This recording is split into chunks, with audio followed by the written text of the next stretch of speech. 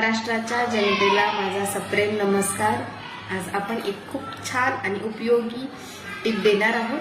ते म्हणजे वारंवार सर्दी होणे, नाक जाम होणे, नाकाचं हाड वाढणे, श्वास घ्यायला रात्री त्रास होणे किंवा रात्री झोप नीट न लागणे, परत वारंवार शिंका येणे, डोकं जड पडणे किंवा ज्या लोकांना सायनोसायटिस असतो त्यांचा हा भाग दुखत असतो, असा जर त्रास असेल, डोकं आणि हा डोळ्याखालचा भाग दुखत असेल, जीर्ण प्रतिशय असेल म्हणजे सर्दी कधी कमीच होत नाही, वारंवार सर्दी होते, वारंवार खोकला असतो, अशांसाठी अणुतेलाचं नस्य हे खूप खूप उपयोगी ठरतं।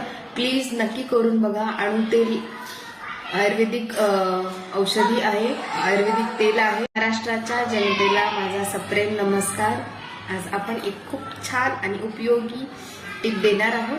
ते म्हणजे वारंवार सर्दी होणे, नाक जाम होणे, नाकाचं हाड वाढणे, श्वास घ्यायला रात्री त्रास होणे किंवा रात्री झोप नीट न लागणे, परत वारंवार शिंका येणे, डोकं जड पडणे किंवा ज्या लोकांना सायनोसायटिस असतो त्यांचा हा भाग दुखत असतो, असा जर त्रास असेल, डोकं आणि हा डोळ्याखालचा भाग दुखत असेल, जीर्ण प्रतिशय असेल म्हणजे सर्दी कधी कमीच होत नाही, वारंवार सर्दी होते, वारंवार खोकला असतो, अशांसाठी अणुतेलाचं नस्य हे खूप खूप उपयोगी ठरतं।